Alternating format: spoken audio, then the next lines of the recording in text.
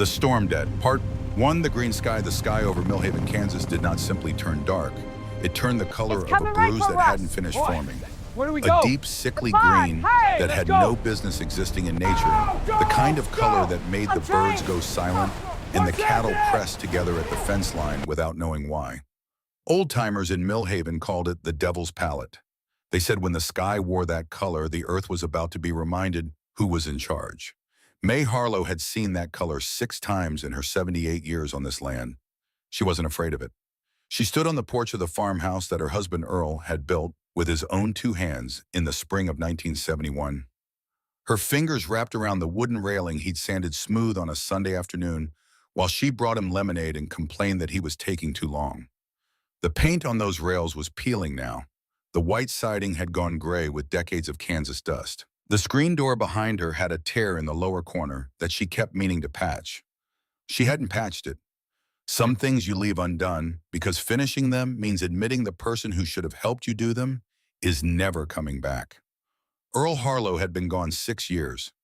May adjusted her bifocals and studied the horizon the way a general studies a map. The clouds to the southwest were rotating slow and deliberate like something enormous waking up. The humidity had dropped in the last 20 minutes. The air had gone from heavy and wet to something thinner, charged almost electric against the skin of her forearms. The tall grass in the south field had stopped moving entirely, though there was no stillness in the sky above it. That was the tell. That was always the tell. When the grass holds its breath, you run. May did not run. She turned and walked back through the screen door into her kitchen. The kitchen smelled of coffee and dish soap and the faint ghost of the beef stew she'd made 2 nights ago. It was a small kitchen, the kind built in an era when cooking was understood to be serious labor and not entertainment, with countertops of pale yellow laminate and cabinets that had been repainted so many times the hinges barely closed. On the wall above the sink hung a framed photograph of Earl in his fishing gear standing in the shallows of the Republican River, holding up a catfish the size of a small dog and grinning like he'd just won the state lottery. May paused in front of that photograph for a moment. She did not smile at it. She simply looked at it the way you look at something you've memorized so completely that seeing it is the same as closing your eyes. Then she looked at the kitchen table. On the table in the center, held down by the sugar bowl to keep it from blowing away in the draft from the window she'd left cracked, was an envelope. White. Government issue. The return address read, Office of Code Enforcement, Millhaven Municipal Authority. It was the 11th one. 11 notices in 2 years. Fines for uncut grass along the county road. Fines for the fence that needed painting on the east side of the property. A fine for the gap in the drainage ditch that ran along the highway frontage. Each fine small enough to seem reasonable on its own. Each fine part of a pattern that May recognized the way she recognized the color of that sky outside. She picked up the envelope. She did not open it. She set it face down on the counter next to the sink. And underneath where it had been sitting, held in place by the weight of that government paper, was something else entirely. A large brown envelope, the kind with the metal clasp sealed with a strip of clear tape that had yellowed at the edges. The handwriting on the front was Earl's. She would have known it anywhere, that careful, deliberate print he'd learned in the Wichita legal offices where he'd worked for 23 years before they'd come back to the land for good. Strong vertical letters, no cursive. A man who'd spent decades writing things that needed to be read clearly in a courtroom had a particular kind of handwriting. Precise, unambiguous. On the front of the envelope in black marker, he had written 4 words, Open when they come. May had found this envelope 3 weeks after Earl's funeral, tucked in the bottom of his old tackle box in the storm cellar, beneath a tray of lures he hadn't used in a decade. She had held it in her hands for a long time that afternoon, sitting on the concrete floor of the cellar with her knees aching in the smell of damp earth and old motor oil around her. She had not opened it. She didn't know exactly why. Maybe because opening it meant whatever Earl had been quietly working on in the last years of his life, all those evenings at the kitchen table with his reading glasses on and stacks of paper around him, all those phone calls he took in the back bedroom with the door closed, was real. And if it was real, then the threat was real. And if the threat was real, then Earl had known he wasn't going to be there to face it with her. May put her hand flat on top of the brown envelope, left it there for 3 seconds. Then she picked up her cane from where it leaned against the refrigerator and walked back to the porch. The funnel cloud was visible now. It was still high still, forming the tail of it, reaching down from the rotation like a finger testing the temperature of the earth below. But it was organized. It had intention. May had seen enough of these to know the difference between a funnel that would dissipate over open fields and one that had found its purpose. This one had found its purpose. She could hear it now. Not the wind, not yet, but the sound beneath the wind. A low subsonic pressure that you felt in your back teeth and the base of your skull, rather than heard with your ears. Old-timers called it the breath of the storm. The moment before the locomotive sound, the moment when the air itself seemed to pull back like a wave before it breaks. May gripped the porch rail, and then she heard something else. Down the long dirt road that ran a quarter-mile from the highway to the farmhouse, through the corridor of cottonwoods that Earl had planted along the fence line in 1978, as a windbreak they had owned the land since 1968, farming it on weekends before they moved back for good, and Earl had used those early years to plant and build the things that would outlast the commute, came a sound that did not belong to the storm. A mechanical scream. An engine pushed far beyond comfort, the pitch of it rising and cutting and rising again over the gravel. A single headlight appeared between the trees. A motorcycle. Big and black, the kind of machine built for serious distance rather than Sunday afternoon recreation. It was moving fast, far too fast for the gravel road, the rear tire breaking loose and fishtailing in the loose stone as the wind picked up and began throwing dust in lateral sheets across the lane. May watched it with the focused attention of someone who has learned that the world sends you exactly what it intends to send you, and there is rarely time to argue about the timing. The rear tire caught wrong on a patch of washboard gravel near the old gate post. The sound it made, a sharp, flat crack like a rifle shot, was the tire letting go. The bike slewed left with violent speed. The rider fought it for one long second, the kind of second that stretches out when you are watching something terrible happen and cannot stop it, and then the machine went sideways, and rider and bike separated in a chaos of chrome and dust and spinning wheels. The bike came to rest against the fence post, engine still turning over, with a damaged, laboring sound before it died. The rider was in the ditch. May was already moving. She came down the porch steps faster than she had any business moving at 78 years of age, with a hip that had been giving her trouble since February and arthritis in both hands that made cold mornings a particular kind of conversation with God. Her cane hit the ground, she leaned into it, and she moved. The wind was tearing at her housecoat.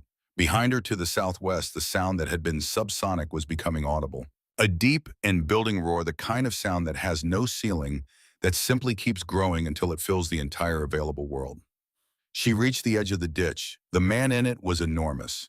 He was easily 6 feet 3 inches, built across the shoulders, like someone who had spent considerable years doing physical labor, wearing a black leather vest over a dark hoodie, both now coated in the gray gravel dust of her driveway. He was on his hands and knees, one leg folded wrong beneath him, in a way that made May's stomach tighten with medical certainty. He was trying to stand. The leg wasn't cooperating. He looked up at her. His face was bleeding above the left eye, a cut from the gravel that had opened cleanly and was producing the kind of dramatic quantity of blood that head wounds specialize in. His eyes were dark alert, despite the pain, the eyes of a man running on adrenaline who hasn't fully processed yet that the immediate danger is not over. His gaze went from her face to the sky behind her. May did not turn around. She had already seen what was back there. "My bike," he said. His voice was low and rough, cracked at the edges from the impact. "I need to get the—" "Leave it," May said. "The kit's in the sun." Her voice did not rise. It simply became something that people listened to, the voice of a woman who had run a working farm for 50 years and understood that there were moments when debate was a luxury no one could afford. "Look at the sky behind me and then tell me about your kit." He looked. May watched his face register it.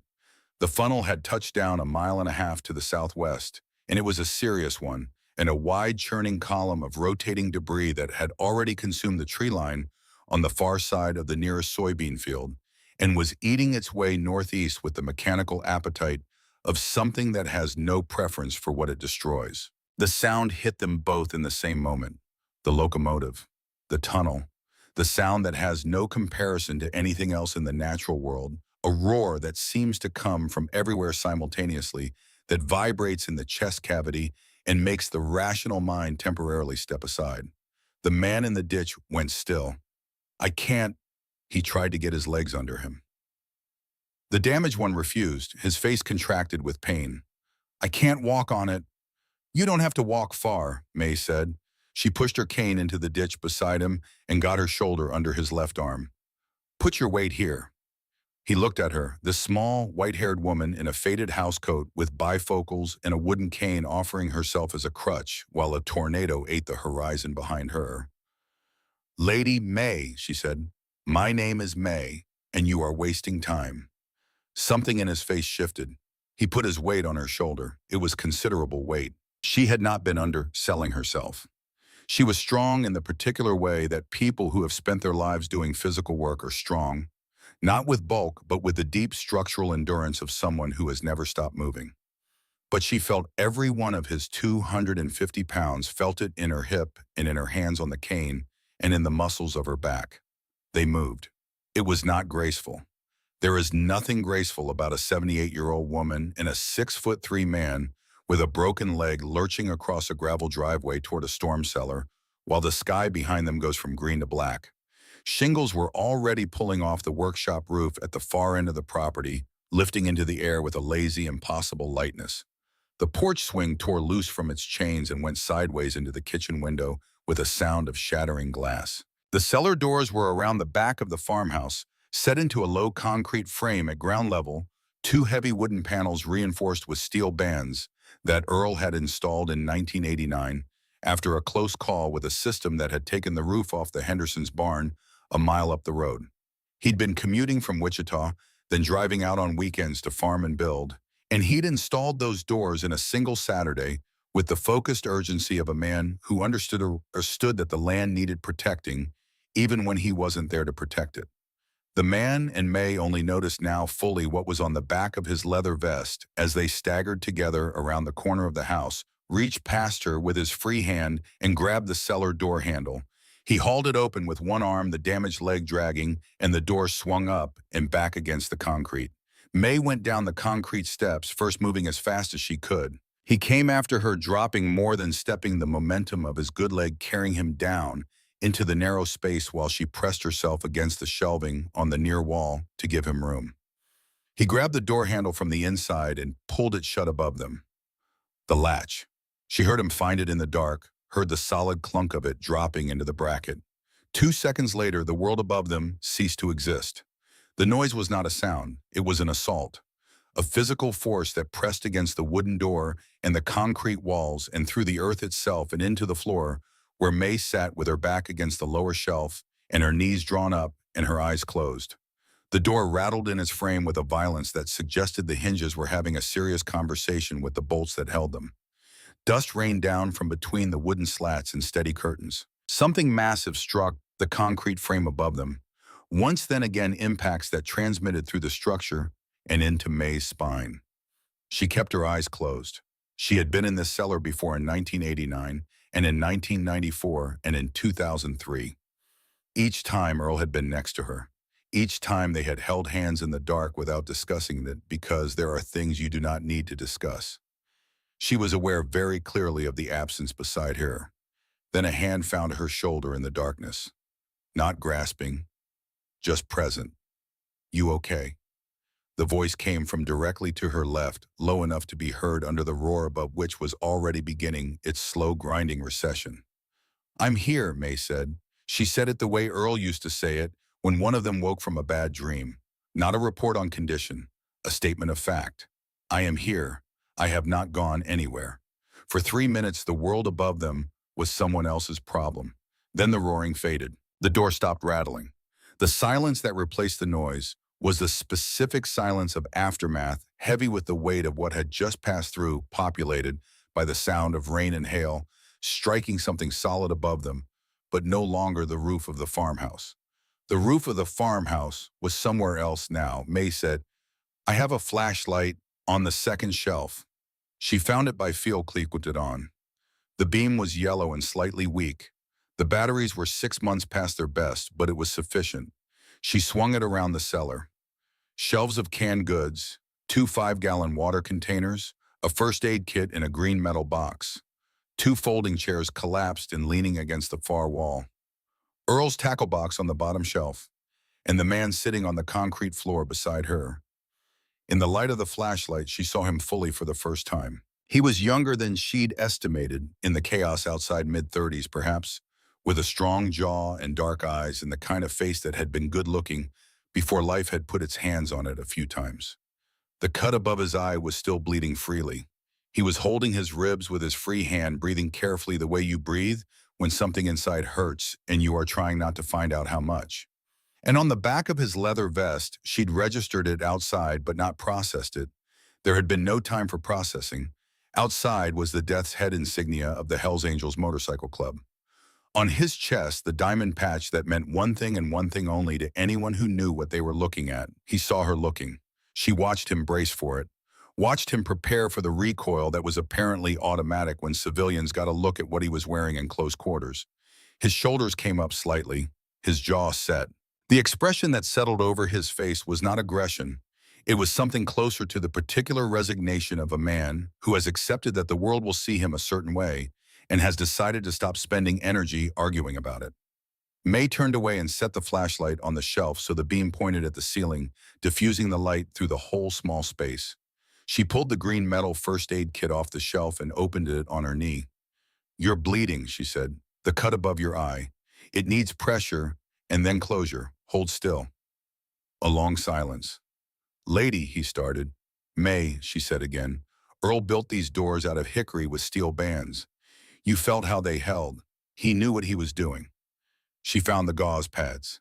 "Now hold still." And another silence different from the first.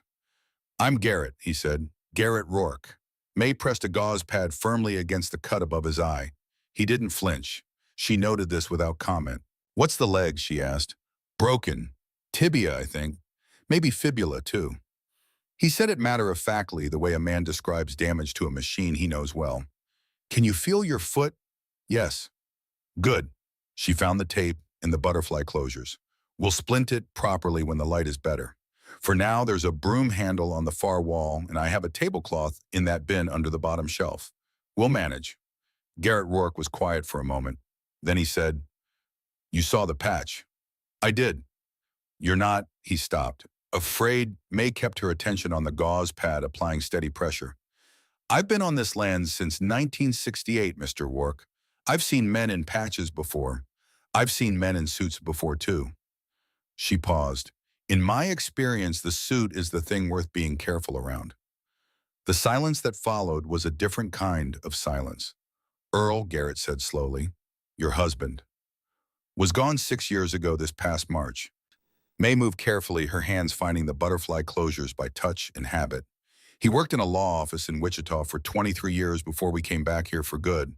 Said the law was important, but the land was true." She paused. "He was right about most things." "I'm sorry," Garrett said, "for your loss."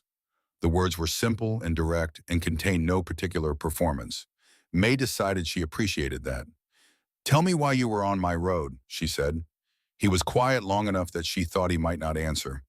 "Then Flagstaff. I'm heading to the chapter house in Flagstaff, taking back roads." A pause. "I needed to think." "Long way from Tulsa on back roads." He looked at her. "How'd you know Tulsa?" "Your plates. I saw them when you went past the first time about an hour before the storm. I thought somebody driving like that on my road either knows where they're going or they're running from something." She had the butterfly closure ready. "Hold the gauze, I need both hands." He held it without being told twice. "I'm not running," he said. May applied the closure carefully along the cut's edge. "Then you're thinking very hard about something." "A beat. 8 months," he said. She waited. "I did 8 months. Got out 4 months ago." His voice was level, carrying the information without weight or apology. "There was a man in a parking lot in Tulsa. He was hurting a woman who was trying to get to her car. I stopped him." A pause. "I stopped him harder than the law thought was necessary." May sat back and looked at the work she'd done. The bleeding was slowing. "And the woman," she said, "she got to her car. Then you did what needed doing." "That's not what the jury thought." May looked at him directly. The yellow flashlight beam from above lit his face from an odd angle, sharpening the lines of it. He was watching her with the guarded attention of a man waiting for a verdict, He's already decided we'll go against him. Garrett, she said, you did the right thing. The system did the wrong thing.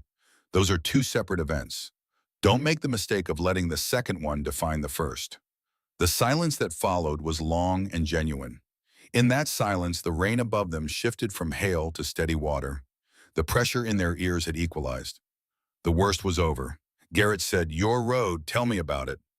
May considered. Then she picked up the flashlight, turned it toward the lower shelf, and let its beam fall on the tackle box. Earl's tackle box. Brown metal corners dented a stripe of green tape along the lid where the latch had cracked and been repaired years ago. My husband was a careful man, May said. When he worked in the law offices in Wichita, he learned that the truth is only useful if it's documented, if it's witnessed, if it's organized in a way that someone trained in the law can pick up and use. She looked at the tackle box. In the last 2 years of his life, he spent a lot of evenings at the kitchen table, a lot of phone calls in the back bedroom. I thought he was settling affairs, estate things. I didn't ask too many questions because I could see it was important to him to do it himself. Garrett was very still. He died in March of 2018, May said.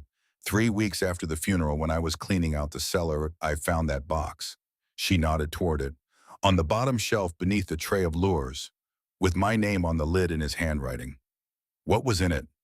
A brown envelope, May said, sealed, with 4 words written on the outside. She paused. Open when they come. The rain hammered the earth above them.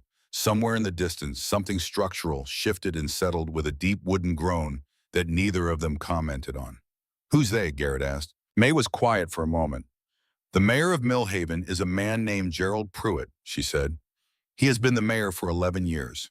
He is the kind of man who learned early that small towns have small oversight and that the distance between a zoning board and a personal real estate investment is shorter than most people realize.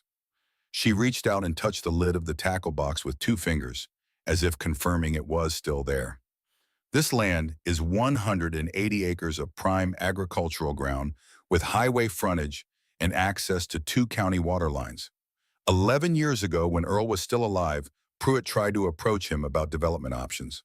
Earl told him the land wasn't for sale and suggested he find another hobby. And after Earl died, the notices started 8 months later. May's voice did not change. It remained what it had always been in this conversation, steady, factual, the voice of a woman describing the weather.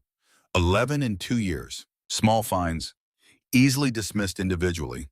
Together they add up to a pattern of municipal harassment designed to make life on this property expensive enough that selling becomes the rational choice. She paused. Pruitt is not a subtle man. He is simply a man who has never encountered anyone who refused to eventually sit down. Garrett looked at the tackle box. And you haven't opened the envelope, he said. I haven't opened the envelope. Why? May considered this for a long moment. The rain was lightning above them. The sound of it was becoming something closer to ordinary, the specific percussion of hard rain on Kansas earth after a storm has done its work and moved on. Because Earl left it for the right moment, she said finally. He was a precise man. He used exactly as many words as a situation required and not one more. When he wrote open when they come, he meant when the moment of decision arrives, not before though. She looked at Garrett. I have not yet reached that moment. Garrett was quiet for a moment. What would reaching it look like? He said. May was quiet. She thought about the white government envelope on her kitchen table. The 11th one. She thought about Pruitt's development company. She had looked it up once on the county assessor's website, found a name she didn't recognize, and wrote it down on a notepad, and then lost the notepad in the chaos of daily life. It would look like running out of road, she said. They were in the cellar for 6 more hours.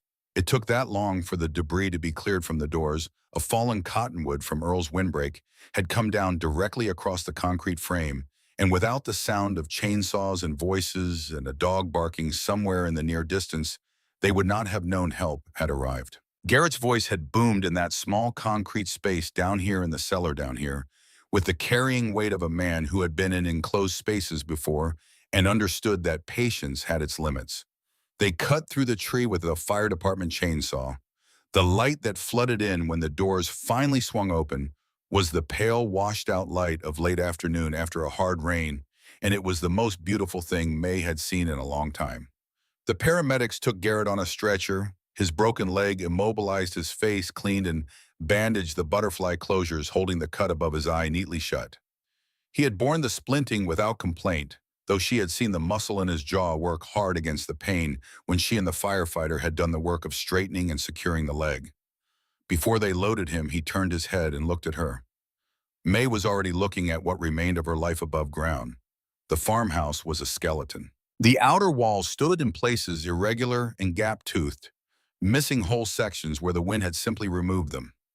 The roof was gone completely. She would learn later that pieces of it had been found in 3 adjacent counties. The interior was open to the sky, and in the afternoon light, through where the kitchen wall had been, she could see the yellow laminate of her countertop somehow still attached to the lower cabinet framework, wet and gleaming in the rain. Above the sink, miraculously still attached to the one section of interior wall that had not moved, the photograph of Earl with his catfish was still hanging. The glass was broken, but the photograph was there. May stood among the splinters of her life and breathed. A sheriff's deputy approached her with a clipboard. She knew what was on it before she read a word. She took it with the automatic compliance of someone operating on the far side of shock, and then she heard her name. "Garrett," she called. She did not raise her voice dramatically. She simply said his name with enough precision that it carried. He turned his head from the stretcher. "I'll find you," he said. His voice was certain, the way the voices of people who mean exactly what they say are certain. "I promise." The ambulance doors closed. May looked at the clipboard. She looked at the deputy's face. She looked at the farmhouse. Then she looked at the ground by her feet where the debris had scattered everything she owned across an acre of Kansas mud. And there, half buried in the dirt, 6 feet from where the kitchen steps had been, the corner of brown paper visible beneath a broken shutter, was Earl's envelope. She pulled it out of the mud. The tape along the seal had held. The envelope was damp but intact. Earl's handwriting on the front was still clear. "Open when they come." She put it inside her housecoat against her chest and followed the deputy to find out what he needed her to sign. 3 days later, May Harlow sat on the edge of a bed in room 14 of the Oak Haven Motor Inn on the highway outside Millhaven. The Red Cross had arranged for a week. The room smelled of industrial cleaning fluid and old carpet. The bedspread was a brown and orange pattern that had not been fashionable in 4 decades.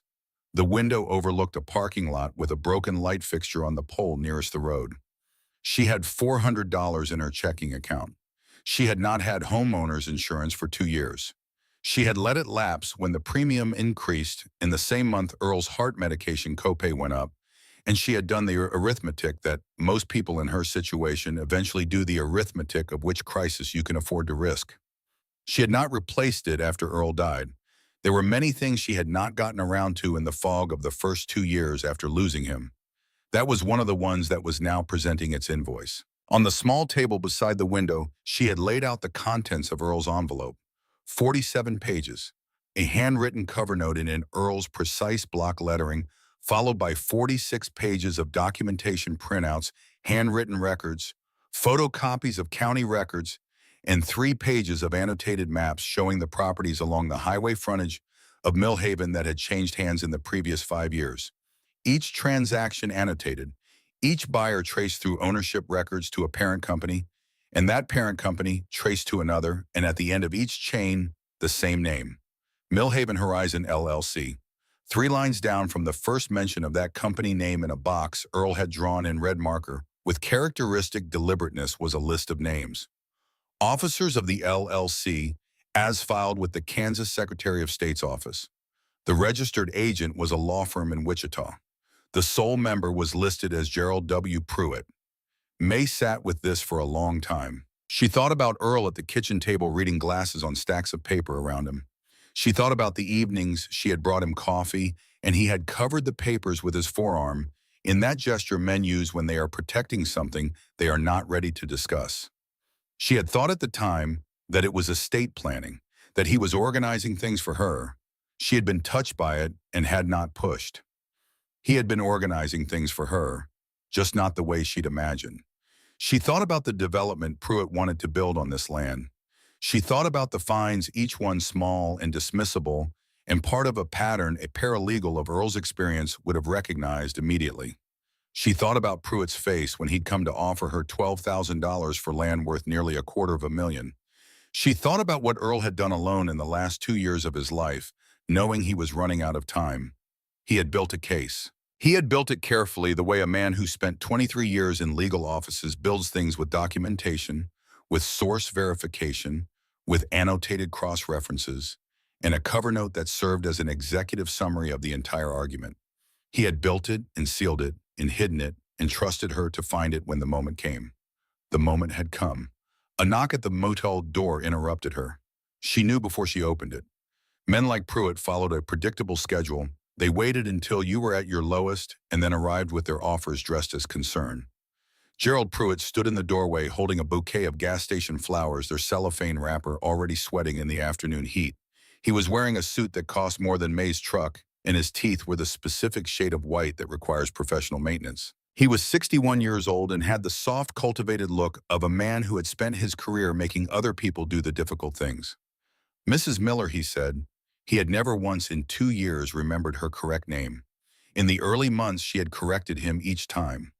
Then she had stopped because she had understood by then that this was not carelessness. It was a choice. Small erasures practiced until they became habit. He called her the wrong name because it reminded him and was meant to remind her that she was to him a name on a property record. An obstacle with a file number. Gerald, May said. She did not invite him in. She did not take the flowers. He produced an expression of reasonableness, the kind that requires effort. I'm here on behalf of the town. What happened to your property? A tragedy.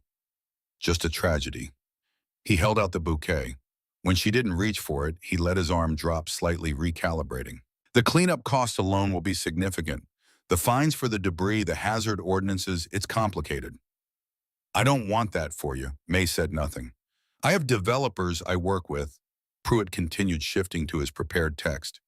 They're willing to take the land as is, pay the cleanup costs, and they'll give you a check for $12,000. You could go somewhere comfortable, May, somewhere that takes care of people. He smiled. It's the sensible thing. $12,000. She did the arithmetic without moving her eyes from his face. The land was worth 20 times that at current agricultural rates, and that was before factoring in the highway frontage and the waterline access. He knew it. She knew it. He was counting on her not to know it, or on her being too exhausted and too alone to act on what she knew. Get away from my door, May said quietly. The smile held for one more second, then something colder moved behind it. Be reasonable. You have nothing. You are a homeless old woman with a pile of lumber where your house used to be. He set the flowers on the threshold the way you set something down when you're done with it. Who is going to help you? He left without waiting for an answer. May closed the door. She stood in the small room for a long moment, looking at the brown envelope on the table at Earl's 47 pages spread in their careful order. She thought about Pruitt's retreating footsteps in the hallway. She thought about what he had just told her, without meaning to tell her that he was afraid of something. Men who are not afraid do not come to a motel room with gas station flowers and wrong names. Men who are not afraid do not make offers that low, because men who are not afraid do not calculate the minimum it takes to make someone disappear. He was afraid because the construction had started before he could get to the land. He was afraid because 300 bikers from 3 states were not the opposition he had planned for. Good, May thought. Fear makes men sloppy. She picked up the phone and called the number Garrett Rourke had written on the back of the paramedic's intake form, which he had folded and pressed into her hand before they loaded him into the ambulance, which she had kept dry through 3 days in a motel by putting it in the inside pocket of the blue dress she kept for Sundays. The phone rang 4 times. Rourke.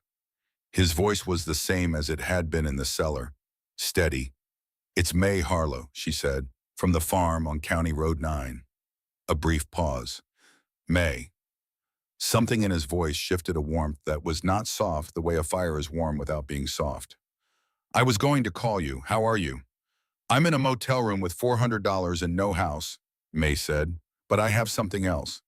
She looked at the 47 pages spread across the table beside the window.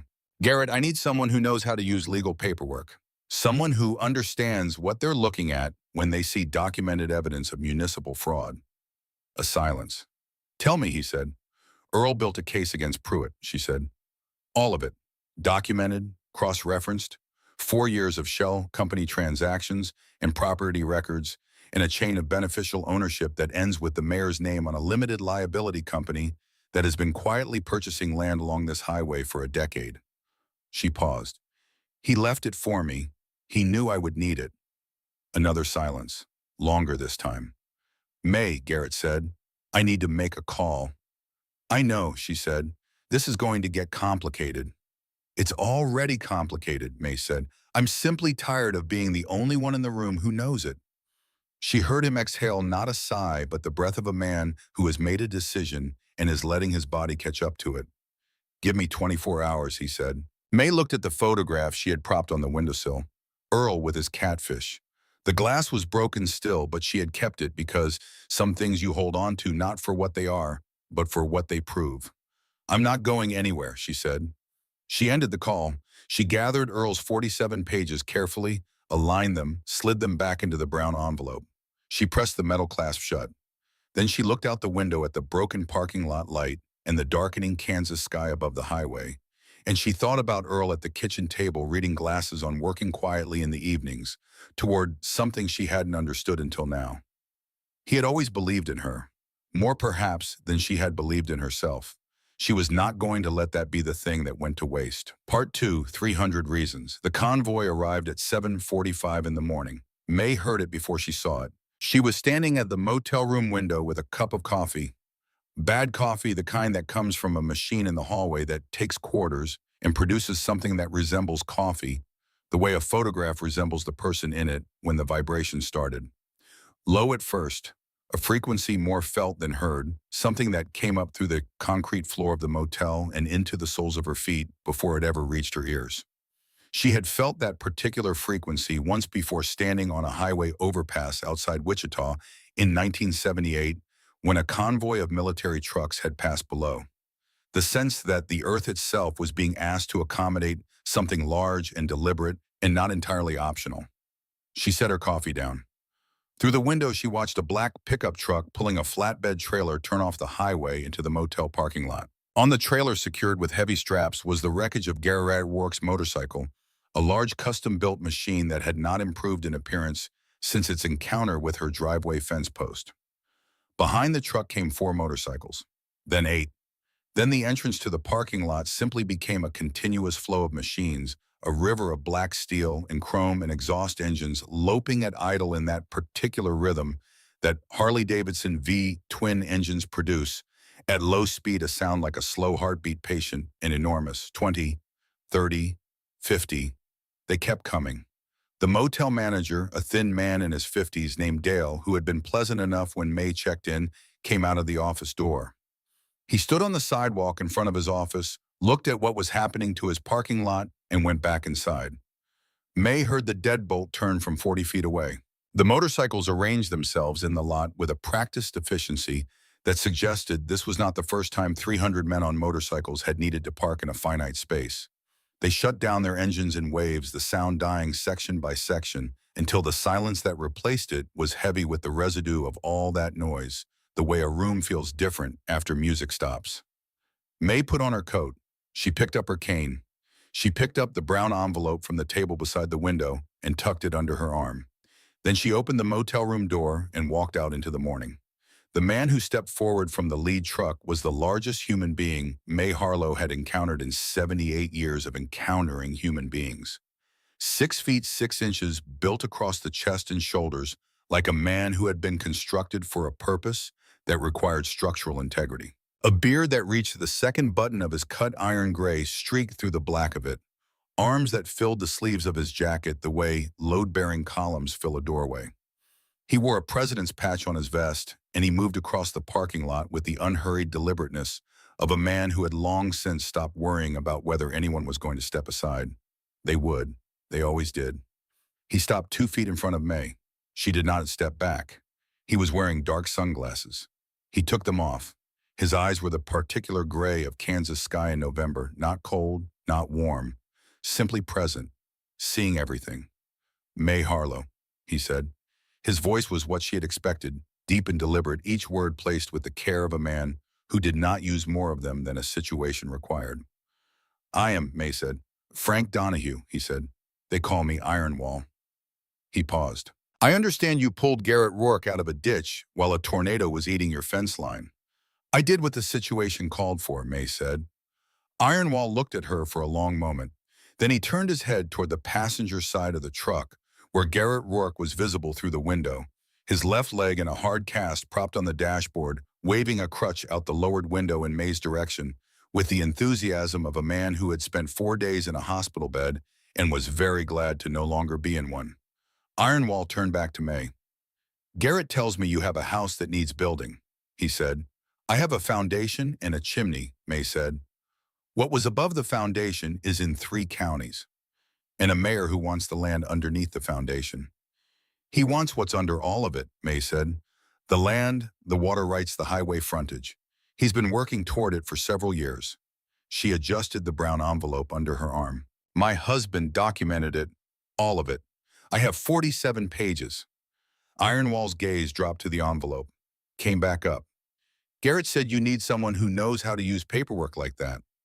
I need several things, May said. I need a house. I need a lawyer who understands property fraud. And I need people who are not afraid of Gerald Pruitt. She looked at the 300 men arranged behind Frank Donahue in the parking lot of the Oak Haven Motor Inn. It appears you may be able to assist with at least 2 of those. The silence that followed was brief. Then Ironwall said, load up. He said it at normal volume and somehow it reached every corner of that parking lot. We're going to see the land. May rode in the passenger seat of the black pickup truck. Garrett was in the back seat, Cass propped on the center console, giving her a running account of the chapter members who were following them that she had not asked for but found she did not mind. Ironwall drove with one hand on the wheel and said very little which May appreciated. She had never trusted people who filled silence with noise simply because the silence made them uncomfortable. They turned onto County Road 9. The cottonwoods along Earl's fence line, the ones he had planted in 1978 as a windbreak, the ones he had checked on each spring for decades with the proprietary attention of a man watching something he built, were gone. Most of them. The tornado had taken them at the base or lifted them entirely and deposited them elsewhere. What remained were stumps raw and pale and the smell of fresh split wood mixing with the smell of rain-wet earth. May looked at the stumps as they drove past. She did not say anything. The farmhouse, what remained of it, was visible from the road now in a way it never had been when the cottonwoods stood. The chimney rose from the debris field like a monument. 3 partial walls remained standing without purpose, the interior open to the sky. The debris field extended 40 yards in every direction, a geology of broken lumber and twisted metal roofing, and the scattered artifacts of 50 years of living. Ironwall parked. He stepped out and stood looking at it with the appraising eye of someone who has built things and destroyed things and knows the difference between the 2 kinds of damage. May stepped out beside him. Behind them, the convoy was settling, 300 engines shutting down in sequence, the clicking and ticking of cooling metal, the sound of boots on gravel. Foundation solid, Ironwall said. Earl poured it in 1971. May said, 4 inches of reinforced concrete. He was not a man who cut corners on foundations. Ironwall nodded slowly. He turned to the men behind him. The transformation that occurred in the next 15 minutes was something May would spend a long time trying to describe adequately and eventually stop trying because the accurate description required you to have been there. It looked like a military operation. Within 5 minutes, the younger members' prospects, Garrett had told her men still working toward full membership, had strung yellow caution tape around the entire proper perimeter and established a checkpoint at the end of the driveway. A man named Dutch Compact, shaved head forearms, covered in faded tattoos, had an industrial diesel generator off a trailer and running before the caution tape was finished going up. A kitchen tent the size of a small barn erupted from the bed of a second pickup truck, poles clicking together with the practiced speed of people who have set up camp in many conditions. Ironwall moved through all of it like a current through a circuit, issuing instructions in short, precise bursts that were executed without repetition or discussion. May watched all of this from beside the chimney. Garrett hobbled over on his crutches. His cast was decorated, she noticed, with what appeared to be the signatures of several chapter members, and a drawing of a motorcycle that had been rendered with more enthusiasm than anatomical accuracy. "You all right?" he said. "I'm watching," May said. "It's something to watch." "It is," she agreed. "Where is Dockett?" Garrett tilted his head toward a man standing near the generator with a phone pressed to his ear.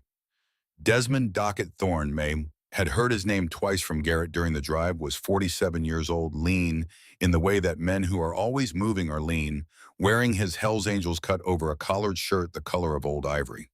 Wire-rimmed glasses with gold frames. The kind of face that courts and conference rooms responded to, precise, composed, carrying the specific authority of someone who is nearly always the most legally informed person in any given room and has learned to wear that fact quietly.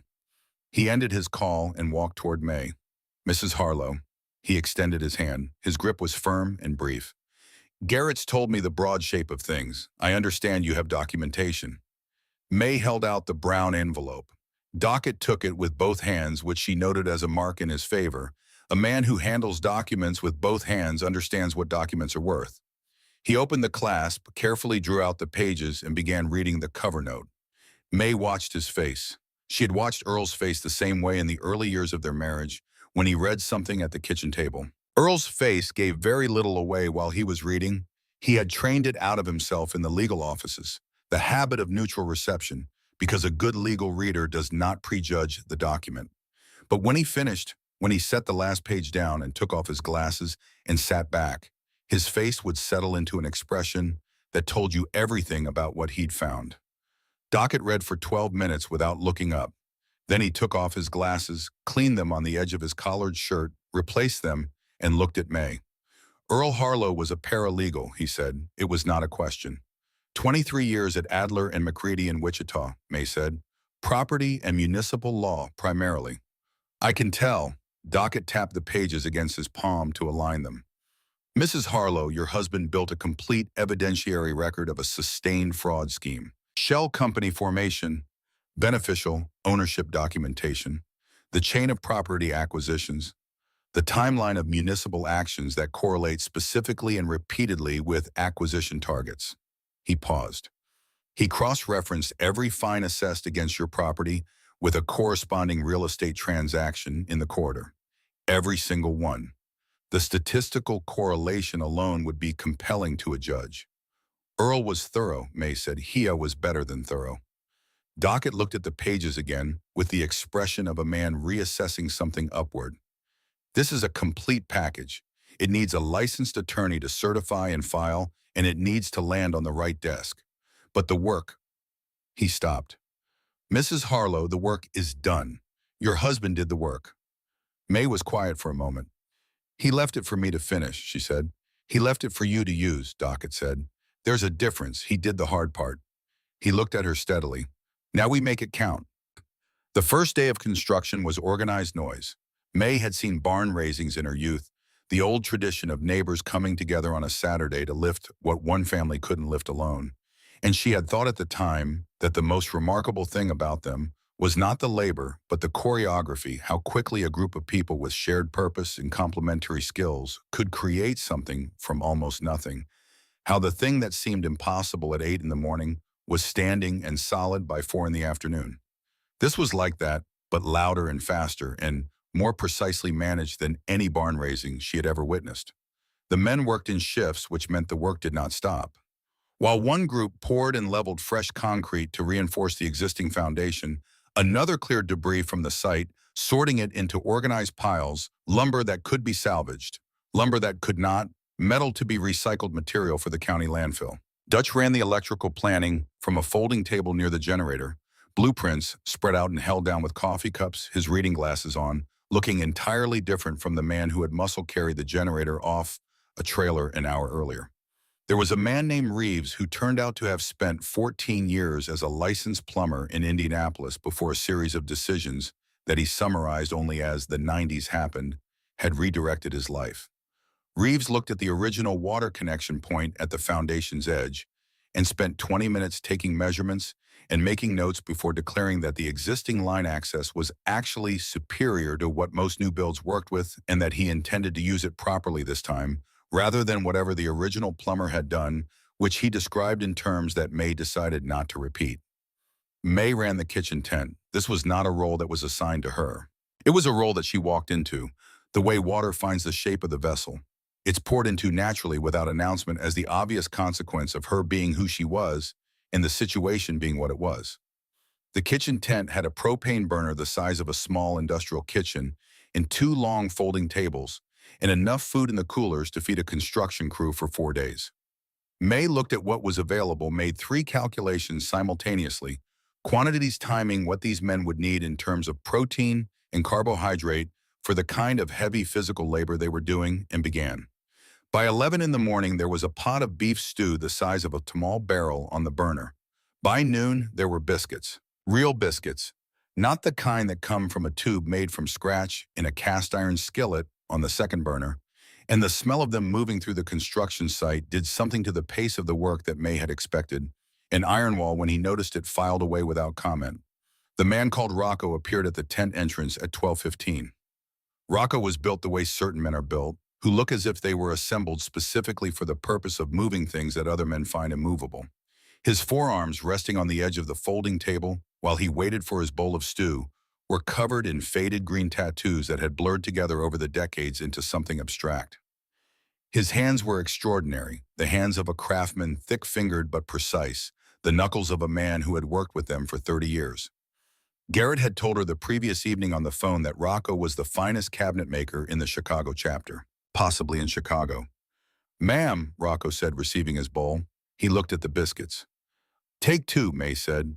You're doing load-bearing work. You need the carbohydrate." Rocco took 2 biscuits with the careful reverence of a man who recognizes quality and does not want to seem greedy about it. He came back 20 minutes later with his bowl. "Ma'am," he said, "your countertops, the ones we salvaged, laminate." "Yellow laminate," May confirmed, 1971 original. Rocco was quiet for a moment, the way craftsmen are quiet when they are working up to saying something they know the other person might not want to hear. "I'd like to do the cabinets," he said, "and the countertops, proper ones." He paused. "Granite holds the coal better for working dough. I can get the stone from a supplier the chapter uses in Kansas City. He'll do right by us." Another pause. "I know it's not what was there before." May considered this.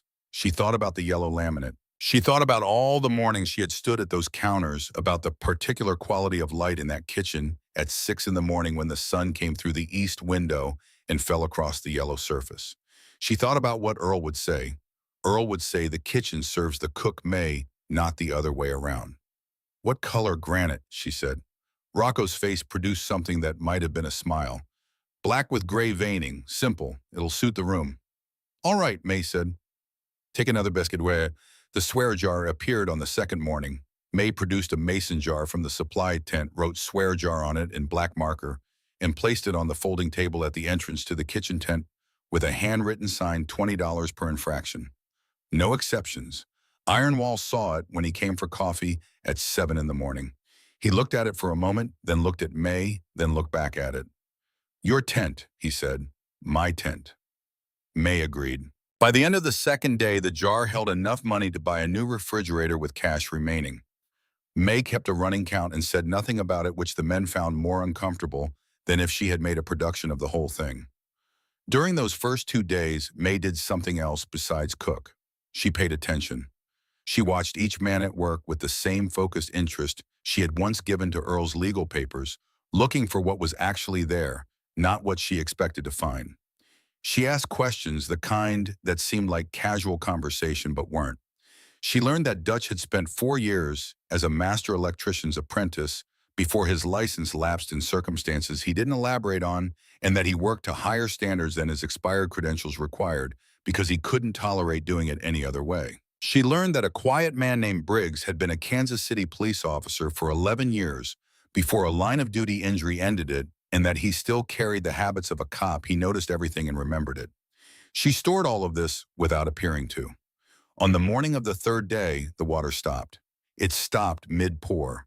Slate, the man working the concrete mixer, had the hose running full when it simply dropped to nothing, a trickle, then air. He called for Ironwall. Ironwall checked the main valve at the road. Nothing.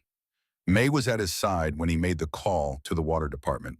She listened to the woman on the other end of the line explain with the specific cadence of someone reciting a prepared statement that a leak had been detected in the sector, that there was a contamination risk, that the main had been shut off for public safety, that parts were on back order, that restoration could be expected in 3 to 4 weeks.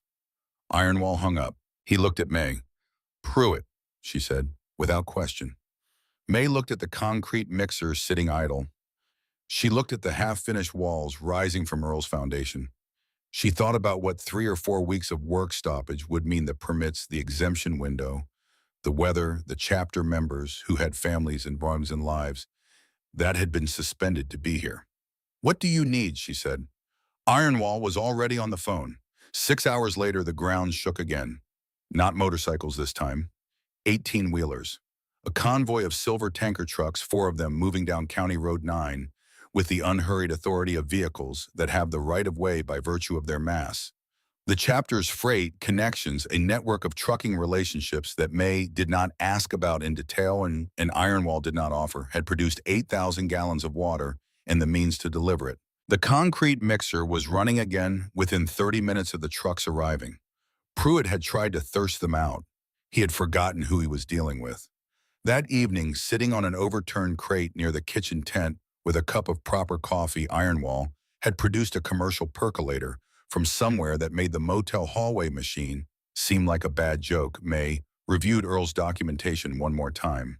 She had a legal pad now and a pen, and she was making notes in the margin of her own copy, cross-referencing the shell company structure with the timeline of fines. Dockett, the man with the gold-rimmed glasses, sat across from her with his laptop open, periodically asking her questions that she answered from memory or from the pages in front of her. They had been doing this for 2 evenings running. "The 2019 filing," Dockett said, "the initial formation of Millhaven Horizon. Earl has the registered agent as the Whitmore firm in Wichita." "Correct." "And the sole member listed as Pruitt." "Correct." "Do you know if Earl was aware of the Whitmore firm's connection to the county zoning board?" May looked up. "What connection?" Dockett turned his laptop to show her. He had been doing his own research in parallel with Earl's documentation, running the threads Earl had identified forward into the present.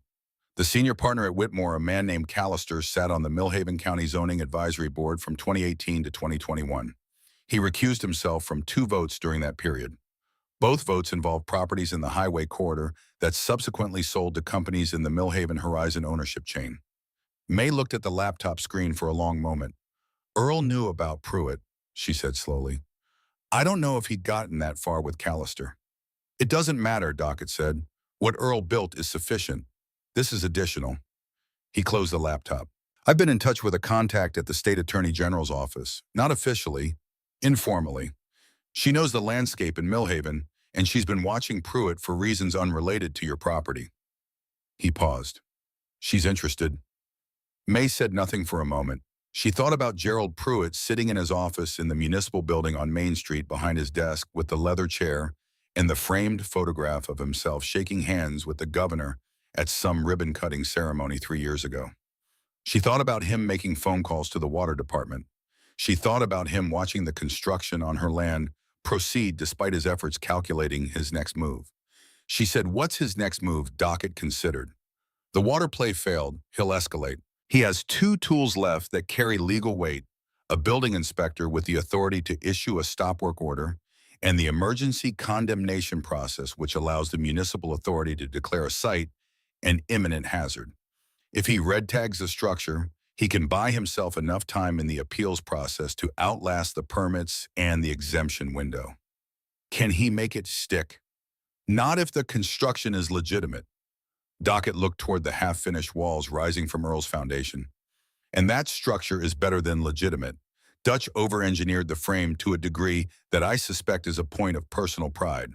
Those walls would survive what came through here last week." "Then we need to be ready for the invective," May said. "We do. And we need something else." He looked at her. "We need documentation of whatever Pruitt does next, not just the building inspector visit. Whatever he does outside the official channels, the pressure, the offers, the informal conversations, all of it needs to be on record." May looked at him for a moment. Then she reached into the pocket of her coat and produced her phone. It was a 3-year-old device that her nephew had set up for her at Christmas and that she used primarily for calls and occasionally for photographs of the garden. She set it on the table between them. "Show me," she said, "how to record a conversation." Dockett showed her twice. Then he watched her practice activating the application without looking at the screen until she could do it in 3 seconds with one hand while maintaining eye contact with an imaginary subject. "Good," he said. "Earl would have liked you," May said, picking up her legal pad again. Dockett considered this. "I think I would have liked him too." The next morning brought the newspaper. Garrett brought it to May at the kitchen tent, setting it on the folding table beside the swear jar without a word. The Millhaven County Gazette, front page below the fold. The headline read, "Motorcycle Gang Descends on Elderly Widow Concerns Raised About Coercion." May read it standing up because sitting down felt like the wrong posture for what she was reading. The article described her as a confused elderly resident whose land had been occupied by members of a notorious outlaw motorcycle club. It quoted 2 unnamed neighbors who expressed concern that May might be acting under duress. It quoted Mayor Pruitt as being deeply worried about her welfare and as having offered multiple times to assist her in finding appropriate housing. May set the paper down. She was aware of something moving through her that she took a moment to identify before she named it. It was not fear. Fear she had felt in the storm cellar, with the doors rattling above her and the world coming apart. This was different. This was the specific anger of a person who has been accurately described by someone who intends the description as a weapon. She was elderly. She was a widow. She was alone. All of this was true. All of this was being used against her. She picked up the paper again and read it a second time more slowly. Then she set it face down on the table and picked up her ladle and went back to the stew. "May," Garrett said from behind her. "I know," she said. "If you want to." "I know what I want to do, May said. She kept stirring. "I want to finish this stew because there are 60 men who've been working since 5 this morning and they need to eat. And then I want to talk to Dockett." She paused. "The article is Pruitt buying time. He's rattling the cage to see if we'll react. We won't." Garrett was quiet for a moment. "Ironwall said the same thing." "Then Ironwall is a man worth listening to." May turned from the stove. "Go eat something. You need protein for the healing." That evening, May sat with Dockett for the 3rd time and went through the newspaper article line by line, identifying every specific claim that was provably false and every implication that could be countered with the documentation in Earl's envelope. It took 40 minutes. When they finished, Dockett made 3 phone calls. May did not ask to whom. She understood by now that Dockett operated the way Earl had operated, quietly, precisely building toward a result that would appear to arrive suddenly, but had in fact been constructed over days. The building inspector arrived on the 4th morning. He came with the sheriff and 2 deputies, which told May everything she needed to know about how the visit had been arranged. An independent inspection does not require a law enforcement escort. An inspection that is intended to produce a specific outcome does. She was in the kitchen tent when they arrived. She watched through the open tent flap as Ironwall walked down the ramp of the half-finished porch to meet them. The inspector was a man in his mid-50s, wearing a hard hat and carrying a clipboard with the air of someone who has been told what to find and intends to find it. He had the careful walk of a man who knows he is doing something he is not entirely comfortable with and is compensating by performing authority more loudly than usual. He went into the house. He was in there for 11 minutes. May watched the clock on her phone. She had started the recording application, which Dockett had shown her twice, and which she had practiced until she could activate it without looking 3 minutes before the inspector arrived. He came out. He stood in front of Ironwall and the assembled chapter members who had stopped working and were watching with the collective stillness of 300 men who have learned that stillness is sometimes more effective than motion, and he opened his clipboard and began to read from a prepared list of violations. May walked out of the kitchen tent. She walked across the debris-cleared ground, past Dutch and Reeves and Rocco, past Garrett on his crutches, through the ring of standing men, until she was standing 10 feet from the inspector. He was saying, "Beam spacing is non-compliant with structural code. Load-bearing wall configuration is—" "Which code?" May said. He stopped. She had not raised her voice. She had simply spoken at normal volume with the precision of someone who knows exactly what question to ask. The inspector looked at her. "Ma'am, this is a peach. Which version of the Kansas Structural Building Code are you citing for beam spacing?" May said. "Because the specification you're describing sounds like the 1987 standard. The current standard, as updated in 2015, carries a different tolerance." She looked at him steadily over her bifocals. "I have been on this property since 1968. I have had this structure inspected, permitted, and worked on by licensed contractors on 4 separate occasions. I know what the code says." She paused. "Which version are you citing?" The inspector's clipboard hand dropped slightly. Furthermore, May continued, her voice still at the same conversational level. "The load-bearing wall configuration you're referencing as non-compliant. I'd like to know who briefed you on the configuration before you entered the structure, since you were only inside for 11 minutes, and the blueprints for this build are 14 pages long." Silence. Sheriff Walt Dempsey, standing beside the inspector, was looking somewhere above and to the left of everyone present in the way that men look when they would prefer to be somewhere else entirely. "Who told you what to find?" May said. Not loudly, not dramatically, the way a woman asks a question she already knows the answer to. The inspector looked at his clipboard. He looked at May. He looked at the 300 men standing in a semicircle behind her. He slapped the red tag on the doorframe. 24 hours, he said. Stop work order. Anyone swinging a hammer after that would be subject to arrest for criminal trespass on a condemned site. The deputies repeated this. The sheriff repeated this. They got back in their vehicles and drove away. May watched them go. Then she looked at Dockett, who had come to stand at the edge of the group. He gave her a very small nod. He had heard everything. They both had. The red tag on the doorframe caught the afternoon light, its color the specific red of official finality. May looked at it for a long moment. Then she turned to the kitchen tent. "Who needs coffee?" she said. Several men raised their hands. She went to make it. That evening, May sat alone in room 14 of the Oak Haven Motor Inn and thought carefully about what Pruitt would do next. He had the red tag in place. He had the 24-hour window before the stop work order took legal effect. What he needed now was for her to stay in the motel to feel the weight of official process pressing down on her, to understand that she had been outmaneuvered.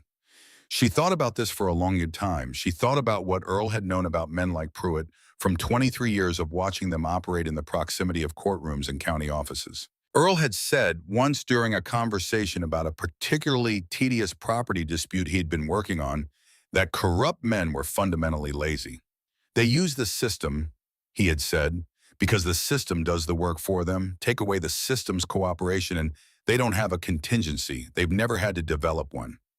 She thought Pruitt doesn't have a contingency. She thought he will come here tonight. She was right. The knock came at 11 o'clock. She opened the door before he knocked a second time. Pruitt looked worse than she had seen him. The performance of confidence that usually structured his face had developed visible cracks.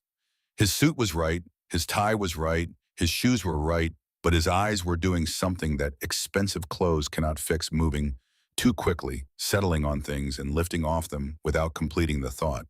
He was afraid. "Mrs. Miller," he said, getting her name wrong again, using the name from some old property record in a filing cabinet, somewhere reducing her to a document. "Gerald," she said. He looked past her into the room, then back at her. "I'd like to talk." "Then talk," May said. She did not step aside. She did not invite him in. He produced an expression of reasonableness, the kind that requires effort. "May, whatever comes next is going to be hard. The red tag stands. The appeal process takes months. By the time it resolves, the exemption window for emergency construction is closed, and everything those men built becomes subject to full permitting review. I don't want that for you." May said nothing. Her right hand was in her coat pocket. The recording application was running. $50,000, Pruitt said. "I'll have the check by Monday morning. You sign the quitclaim deed, you take the money, and this is over. You can go somewhere comfortable, somewhere that takes care of people." His voice found the cadence he used for things that he wanted to sound like kindness. "You've been fighting this alone for 6 years, May. You don't have to keep fighting." May looked at him for a long moment. She thought about Earl at the kitchen table. She thought about 47 pages of careful, precise documentation assembled by a man who had loved this land and this woman enough to spend his last good months building a weapon he would never get to use. Earl knew about you from the beginning, May said. Her voice was quiet and even. He knew what Millhaven Horizon was the moment he saw the first filing. He knew your name was on it. He spent 2 years documenting everything you did. She held Pruitt's gaze. He trusted me to finish it. Pruitt's expression flickered. Something moved across his face that was not quite fear, but was adjacent to it, the sensation a man gets when he realizes that the room he thought was empty has someone in it. You don't have anything that, Gerald, May said. Go home. He stood in the doorway for 3 more seconds. Then he straightened his tie, the way men straighten things when they need something to do with their hands, and he walked back across the parking lot toward his car. May closed the door. She stood in the quiet of the motel room and took a slow breath. Then she reached into her coat pocket and stopped the recording. She held the phone for a moment, looking at the screen. The recording was there. 41 minutes, beginning with her confrontation of the inspector that morning, containing the full exchange, and now containing Pruitt's voice offering her $50,000 to sign away land that had been in her family for 53 years. She set the phone on the nightstand. She picked up Earl's photograph from the windowsill, still cracked glass, still the image she had carried from the debris field, and she propped it against the lamp.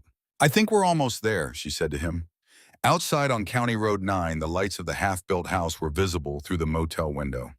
Dutch had strung construction lights along the frame, and in the dark they glowed warm and steady, a constellation at ground level, marking the shape of something being rebuilt from the earth up.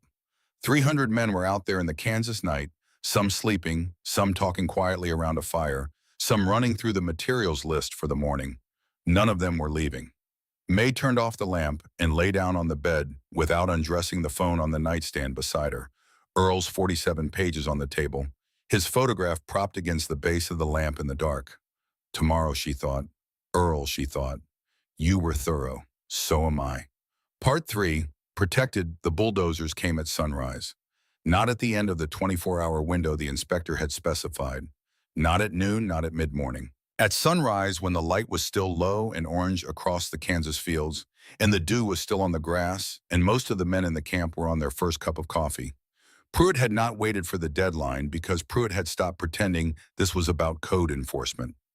May was already awake when she heard the machinery on the county road. She had not slept past 4:30 in 40 years, a habit of farm life that outlasted the farming, and she had been sitting at the small table in room 14 with Earl's documentation spread before her, and a cup of the Bad Machine coffee, and the particular stillness of a woman who has made her decisions and is waiting for the world to catch up to them.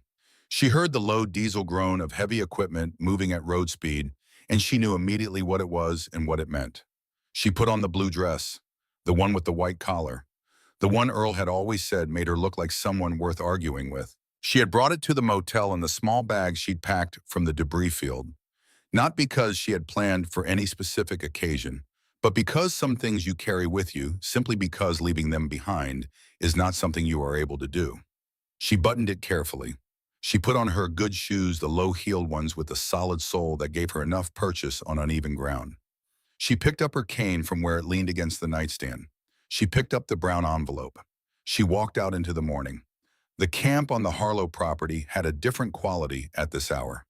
The construction lights were still running, casting their warm grid across the framing of the half-built house, and the men who had been awake through the night were gathered in loose groups near the kitchen tent, with coffee and the specific alertness of people who had been expecting something and were not surprised that it had arrived. Ironwall was standing at the edge of the property at the point where the caution tape met the driveway, looking down the road at the approaching machinery. He did not turn when May came to stand beside him, but he was aware of her presence the way large attentive men are aware of the presence of people they have decided to pay attention to. 2 bulldozers, he said, county flatbeds, 3 sheriff's vehicles behind them. And Pruitt, May said, his car is behind the sheriff's vehicles. A pause. He brought someone with him, a man I don't recognize. Hard hat, clipboard. Another inspector, May said, or a contractor. Ironwall turned and looked at the camp behind him. The men were watching. They had arranged themselves not by instruction, not because Anyone had given an order in the way that people who have trained together arrange themselves when something requires formation. Rows, three deep, a human architecture between the machinery coming down the road and the house behind them. May walked to the front of that formation. She did not ask permission. She did not look back to see if this was acceptable. She walked to the front because that was where she was supposed to be, and every man in that field understood it, and no one moved to suggest otherwise. She stood at the edge of the caution tape with her cane and her blue dress and Earl's brown envelope under her arm, and she watched Gerald Pruitt's convoy come down County Road 9 in the early morning light. The bulldozers stopped at the property line. The sheriff's vehicles pulled up behind them. Walt Dempsey stepped out of the lead cruiser, and May watched him take in the scene before him with the expression of a man who has been arriving at scenes he wishes he could leave for too many years. He was 55 years old and looked 65. He was 20 feet away, and he was not walking closer, which told her that the presence of 300 bikers in formation had recalibrated whatever confidence he had assembled for this moment. Emergency condemnation order. The structure is an imminent public hazard. We're taking it down this morning. May said nothing. Sheriff, Pruitt turned to Dempsey. Remove the obstruction. Dempsey looked at the formation of men. He put his hand on his belt, not on his weapon but near it, the gesture of a man maintaining the appearance of authority without committing to exercising it. Iron wall, Dempsey said. I need you to move your people back behind the wall, May said. Dempsey stopped.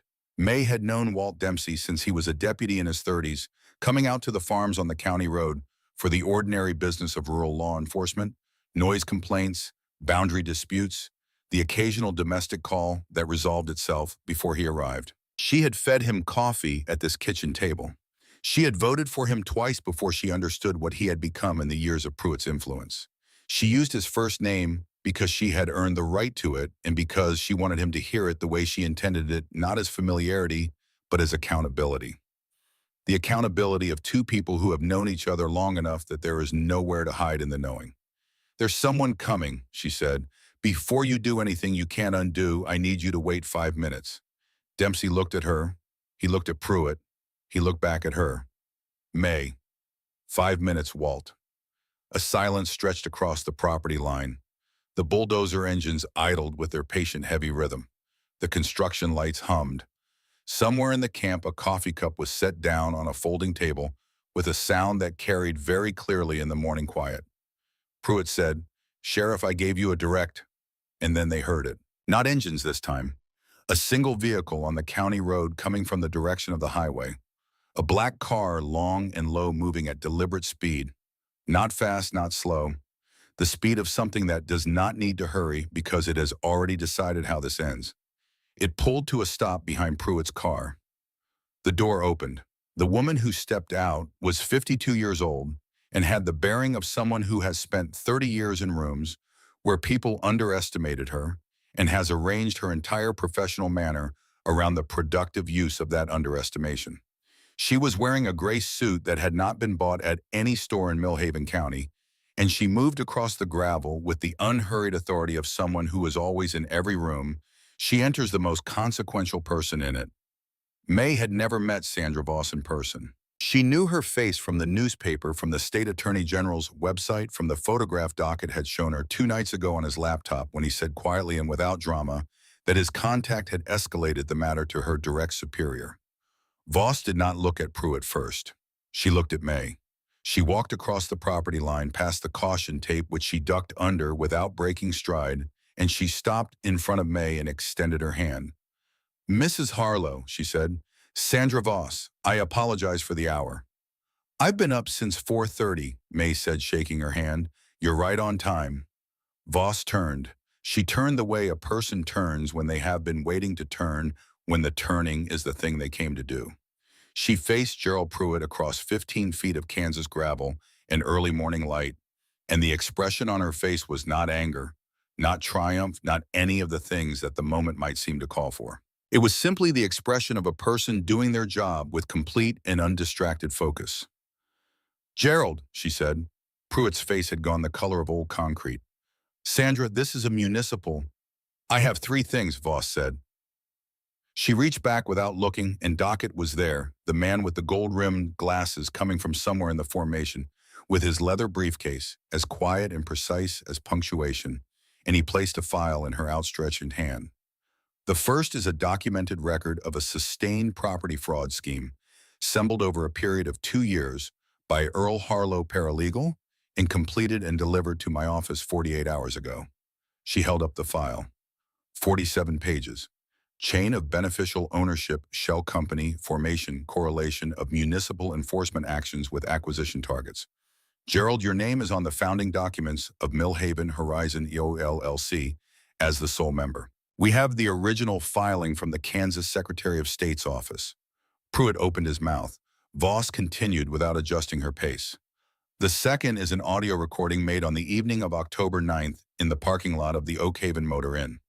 She produced a phone, not May's phone, a different one, a copy that Dockett had made the previous afternoon from May's recording.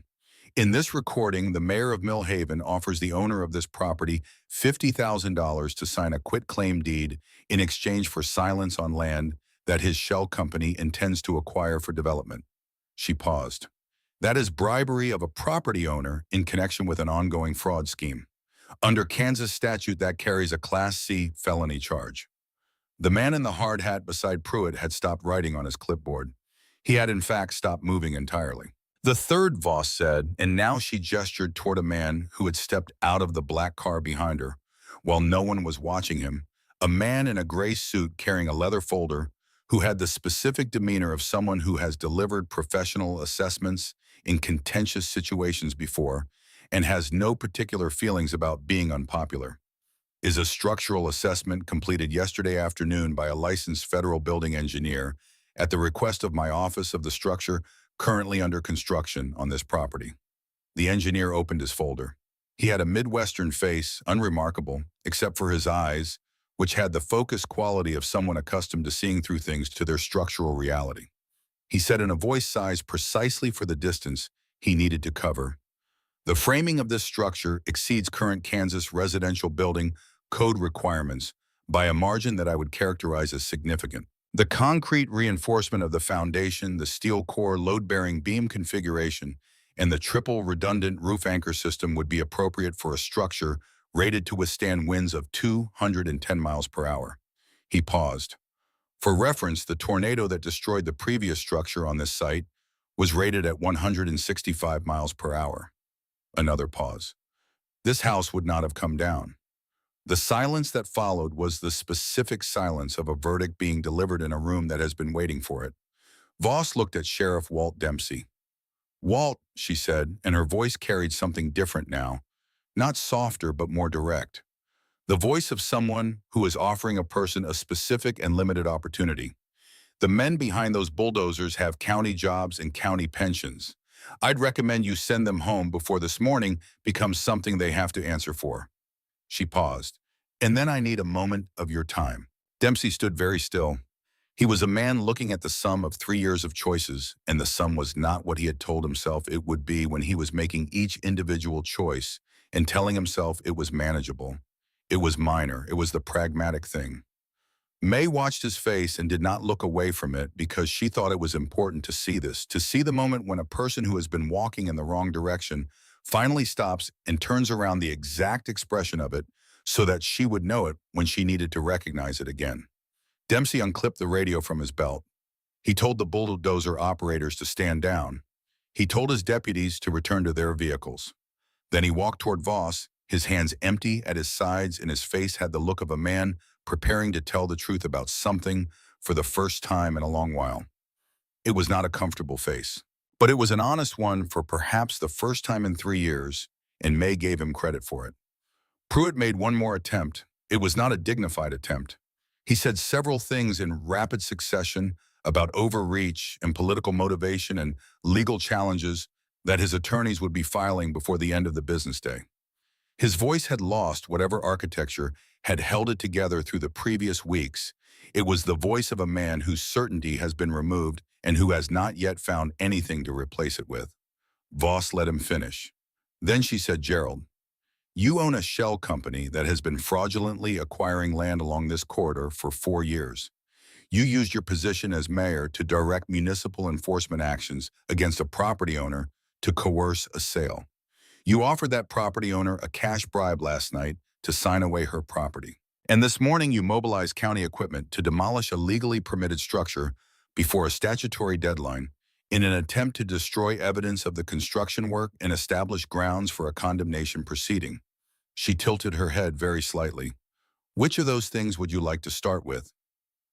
The man in the hard hat walked back to Pruitt's car, got in and sat there. Dempsey came back. He had two deputies with him.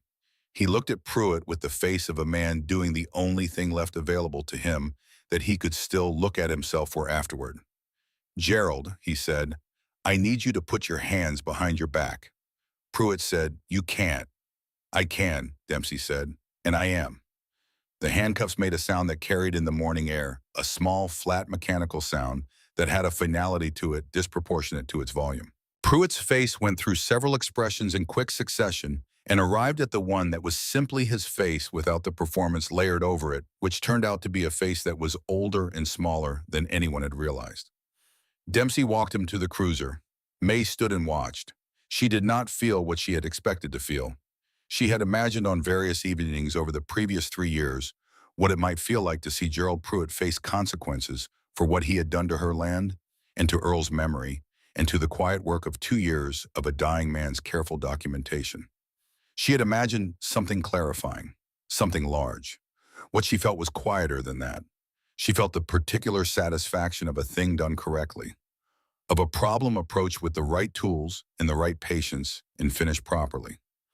The satisfaction Earl used to describe after a long day at the office when a complex matter had finally resolved, not elation, not triumph. Just the solid, clean feeling of a job that had required everything you had and had been completed. She looked at the half-built house. In the morning light now fully arrived with the construction lights still burning warm against the blue sky, it was something. The framing was complete. The walls were up, the roof, structure was in place and waiting for its final layer. The cedar porch boards were stacked and ready. Rocco's cabinet work was 3/4 done. Reeves had the plumbing roughed in and legitimately inspected by a county inspector who had arrived the previous afternoon without a hard hat or a clipboard full of pre-written violations, and had spent 40 minutes going through the work with the focused attention of someone who actually wanted to know what he was looking at and had signed off on all of it. The house was not finished, but it was standing. Dockett came to stand beside her. He was quiet for a moment. Then he said, the AG's office will be in touch about the evidentiary record. They'll need a formal statement from you. Probably several. He paused. The fraud charges alone will take time to work through, but the shell company's property acquisitions will be frozen pending the investigation. Millhaven Horizon is effectively finished. May nodded. Your land, Dockett said, is your land. May looked at him. Earl's documentation. Without that, none of this. Dockett was direct about it. He built the foundation. Same as the house. You built on top of it. He was quiet for a moment. There's one more thing you should know about Earl. May waited. I did some research on Adler and McCready, the firm Earl worked for in Wichita. Dockett adjusted his gold-rimmed glasses. Property and municipal laws, you said. But specifically, and I confirmed this with a retired partner from the firm yesterday, Earl spent the last 6 years of his career there specializing in fraudulent land acquisition cases. Municipal corruption involving shell companies and zoning abuse. He paused. He didn't just know how to build a documentation file. He had spent 6 years building them professionally as part of his job before he retired to this land. May was quiet for a long moment. The morning light was full now on the field she had farmed for 50 years. The stumps of Earl's cottonwoods along the fence line stood pale in the sun, raw-edged, waiting for whatever came next. He knew exactly what Pruitt was doing, she said, from the first notice. From before the first notice, Dockett said, he knew the pattern because he'd spent 6 years fighting it. He recognized it the moment Pruitt approached him about the land. Everything after that was documentation. May stood with this. She thought about Earl at the kitchen table reading glasses on the stack of papers covered when she brought coffee. She thought about how he had always known more than he said about most things, not from secrecy, but from the particular patience of a man who understood that information is only useful when it can be used and not a moment before. She thought about him building this file reference by reference through the last 2 years of his life, knowing he was running out of time and working with the focused efficiency of someone who does not waste what is left. He left it for me to finish, she said. He knew you would, Dockett said. That's the thing about people who really know you. They know what you're capable of before you've had to prove it. The next 4 days were the best 4 days of work May had seen done in her life, and she had been watching people work hard on Kansas land for 78 years. The house came together with the accumulated momentum of everything that had been resisted and delayed and attacked and overcome. The cedar siding went up in long, clean rows, each board set with the precision that comes from men who are building something they have decided to build correctly. The roof slate, triple-layered, hail-resistant, sourced from a supplier in Colorado that Ironwall knew personally, went down in careful courses that would not lift in anything short of what had taken the previous roof away, and possibly not even then. Rocco's kitchen cabinets were extraordinary. May stood in the framed kitchen space on the Washington afternoon and ran her hand along the face of the lower cabinets, feeling the grain of the oak, the absolute smoothness of the sanding, the way the joints fit together without gaps or compromise. The black granite countertop went in on the third day, and Rocco stood back and looked at it with the expression of a man who has made something he is satisfied with, which is different from the expression of a man who is simply done.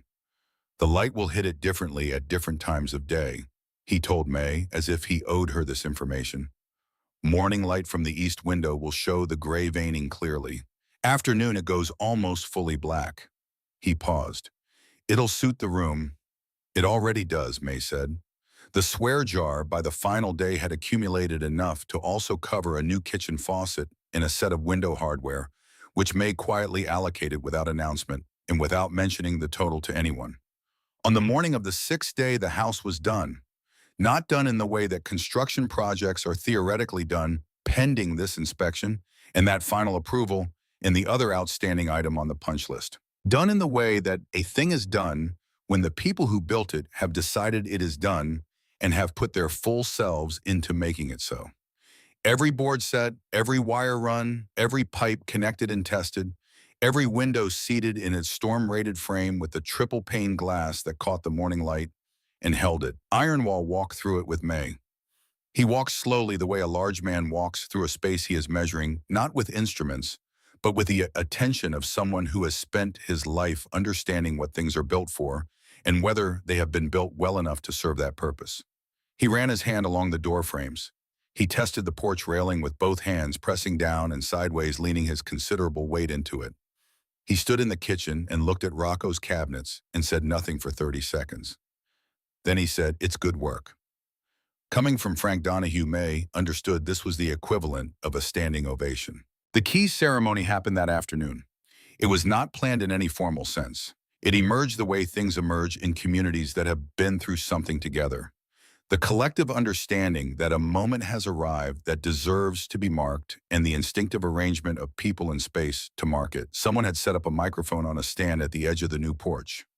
The town of Millhaven had come in the end, the neighbors who had pulled back when the newspaper article ran, the shopkeepers, who had watched from their sidewalks when the convoy came through Main Street, the farmer from 3 properties down who had sent a deputy to ask questions instead of coming himself. They were all here now, parked along the fence line in pickup trucks, standing in small groups with paper plates of barbecue from the camp kitchen, watching with the particular attention of people who have understood belatedly that something worth watching was happening and are grateful to have arrived before it finished. The children had been running through the fields all afternoon. A boy of 8 or 9 was sitting on the fender of a parked motorcycle, listening with total absorption, while a large man with forearm tattoos explained with evident seriousness the mechanics of a carburetor. May stood on her new porch. The cedar planks did not creak. They were solid, each one set with the intention of a man who does not do work twice. She stood at the railing, solid tested, built by men who understood what a railing is for, and looked out at the field full of people. 300 men in black leather. The neighbors, the children. The particular quality of light on a June afternoon in Kansas, which people who grew up under it carry with them the rest of their lives, like a reference point, like a way of measuring all other light. She tapped the microphone. The thump of it carried across the field, and the crowd went quiet. She thought about what she wanted to say, and she found that she did not want to say very much because the thing she most wanted to say was already visible to everyone present and did not require her to describe it. "I have been on this land for 50 years," she said. Her voice was steady, not performed steadiness, the genuine steadiness of a woman who has been through the thing and come out the other side of it with her footing intact. "Earl and I broke this ground together in the spring of 1971. We built something here, not just the house, something in between the two of us and the land and the years." She paused. "When the storm came, I thought that was over. I thought the thing that was built was gone." She looked at the house behind her. "I was wrong," she said. "What was built between Earl and me, the care of it, the stubbornness of it, the refusal of it to be less than what it was supposed to be that didn't go anywhere. It was in the envelope he left me. It was in the work he did in those last 2 years when I thought he was just settling accounts." She looked out at the field. "And it was in every one of you who came here and picked up a hammer and decided that one woman's right to her own land and her own life was worth 3 states and 300 men." She waved Garrett forward. He came up the steps with a slight favoring of his left leg that would probably always be there now. The leg healed, but with the particular memory that broken bones carry. He stood beside her, taller than the microphone stand, by nearly a foot, looking out at the crowd with the expression of a man who is not entirely comfortable being looked at by this many people, but has decided to stand his ground about it.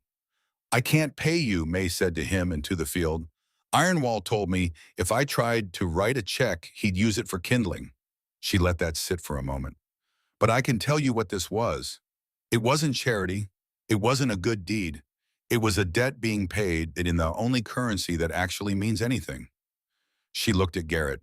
"You were in a ditch in the middle of the worst storm this county has seen in 20 years. You couldn't walk and you told me to save myself. And I want you to think about what that tells you about what you think you're worth." She held his gaze. "Think about it longer than you've been thinking about it." Garrett's jaw worked. He did not say anything. He nodded once, sharp and definitive, and that was enough. May reached into the pocket of her blue dress. She had been carrying what was in that pocket since the morning she found it in the debris field 3 days after the storm, half buried in the mud, beneath a piece of roofing tin that had come from somewhere else entirely and landed by accident exactly where it needed to land to protect what was underneath it. She brought it out, a silver pocket watch. Vintage American, made, the kind produced in quantity during the years after the Second World War, for men who needed something that would keep working under difficult conditions. Earl had worn it on Sundays and on the days he went to Wichita for meetings that required a jacket. She had not known it was missing from the debris field until she found it, and when she found it, she had stood in the mud for a long time with it in her hands before she put it in her pocket and understood what she was going to do with it. She pressed the latch on the side. The cover opened. The watch was running. It had been running through the storm, through 6 days in the mud, through the weeks of the motel and the construction and everything that had followed. Whatever the tornado had thrown at it, whatever the mud and the rain had tried to do to it, the mechanism inside had kept its count without interruption. She held it up so the crowd could see it. The afternoon light caught the silver case and scattered. "This belonged to Earl," she said. "It took the worst the devil could throw at it." She looked at it for a moment, and it kept on working. She turned to Garrett. "You were in that ditch because you spent 8 months in a cell for doing the right thing," she said. "And when the sky was falling, you told me to run and leave you. That is the watch of a man who kept on working, Garrett. It belongs with someone who understands what that means." She pressed the watch into his palm. Garrett looked down at it. His hands, scarred at the knuckles, roughened by years of working on machines, closed around it with a gentleness that was not what his hands suggested he was capable of. He looked up. His eyes were red at the edges. He nodded once, the same sharp motion as before, the gesture of a man who has decided that some things are beyond words, and words would be the wrong offering. He closed his hand around the watch and held it against his chest. Then Ironwall came up the steps. The porch held his weight without comment, which he noticed, and which May observed him notice, and which was its own kind of testimony to the men who had built it. He stood at the microphone and looked out at his men for a long moment. "We had church last night," he said. His voice needed no amplification, but he used the microphone anyway for the benefit of the townspeople along the fence line. Full chapter meeting, all voting members present. He paused. We took a vote. He turned to May. The bylaws of this organization are specific about membership. You have to ride. You have to prospect. You have to earn the patch the way every man here earned his patch. Another pause. You can't do any of that. Your eyesight alone is a liability to every other vehicle on the road. A sound moved through the crowd. Not laughter exactly. Something warmer than that. So you can't have the patch, Ironwall said. He reached under his arm and produced something he had been holding there, a bundle of black leather folded. He shook it out and held it up. It was a vest, small, tailored with a precision that suggested someone had taken considerable care with the measurements, taken them May suspected from the housecoat she had been wearing the day of the storm, which had been left on the cellar floor in the chaos of the rescue, and which had apparently been recovered by someone who understood what it would be needed for. It had the stiff, new leather smell of something made recently and made well. The hardware on the front was correct. The cut of it was correct. Ironwall turned it around to show the back to the crowd. It did not carry the death's head insignia. It did not carry the MC designation. In the same font, the same thread weight, the same execution as any chapter vest embroidered in white and red on the black leather field, it read M.A. Harlow Millhaven Protected. The sound that came from 300 men in that field was not applause. It was something older than applause. Something that started in the chest and came out without decision or performance. The sound that people make when something lands exactly where it was aimed, when the right thing happens with sufficient precision that the body responds before the mind has finished processing. Fists went up. Engines somehow impossibly all at once turned over and revved a wall of sound that shook the new windows in their storm-rated frames and sent every bird for a quarter-mile lifting out of whatever it had been sitting in. The sound rolled across the Kansas fields and kept going. Ironwall held the vest open for her. May put her arms through it. It settled onto her shoulders with a weight that was different from what she had expected. Not heavy in the way that a burden is heavy. Heavy in the way that armor is heavy, the weight of something built to last, built to mean something built by people who understood what they were making and made it accordingly.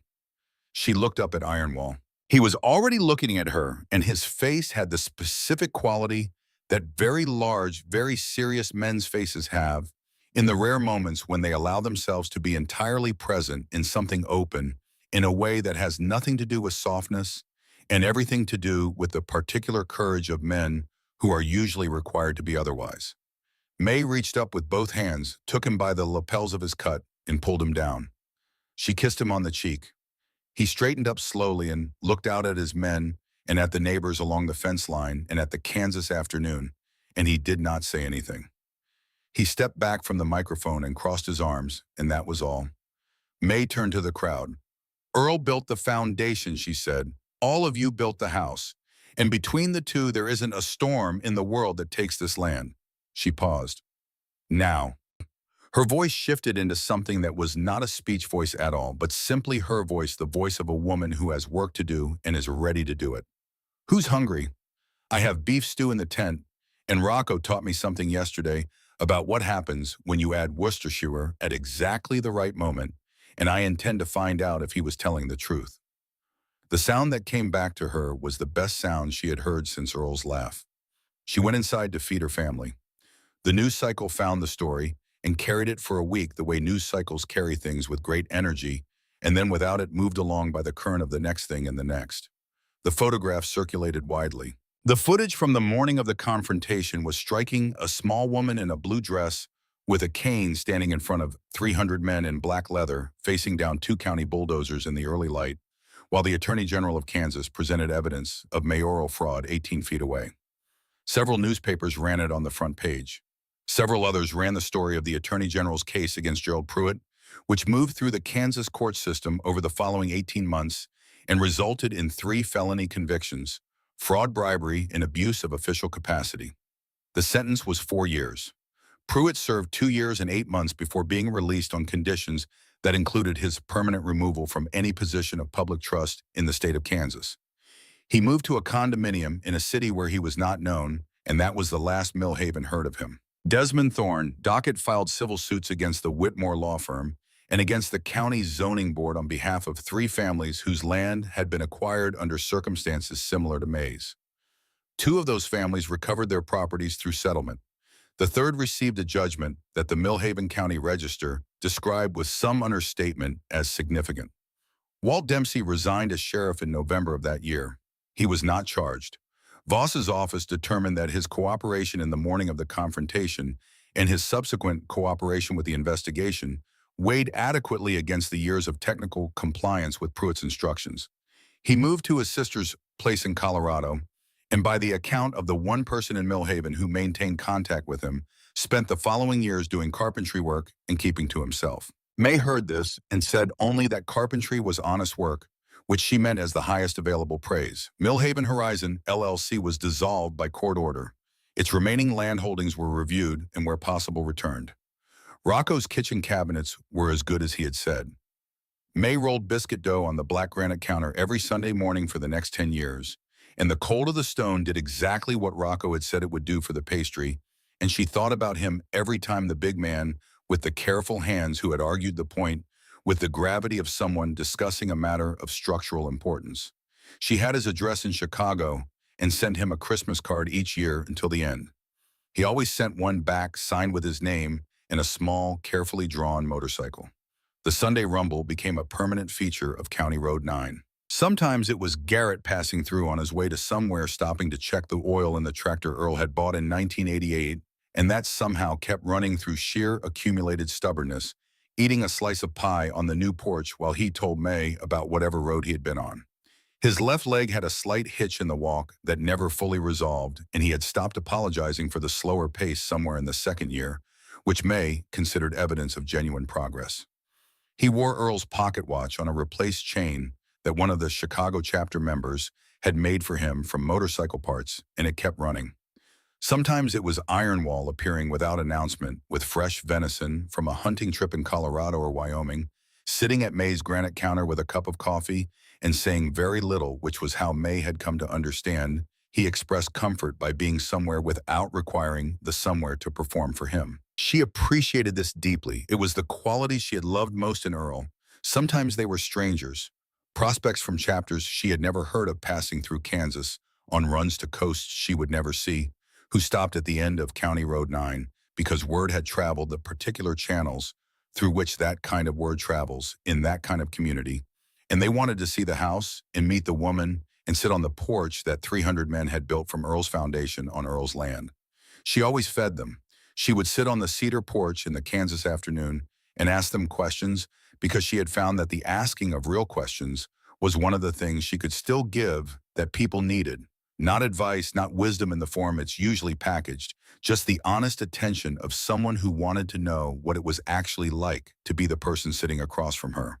They told her about the road and the law and the brotherhood and the difficulty of being understood by people who had not chosen the same life.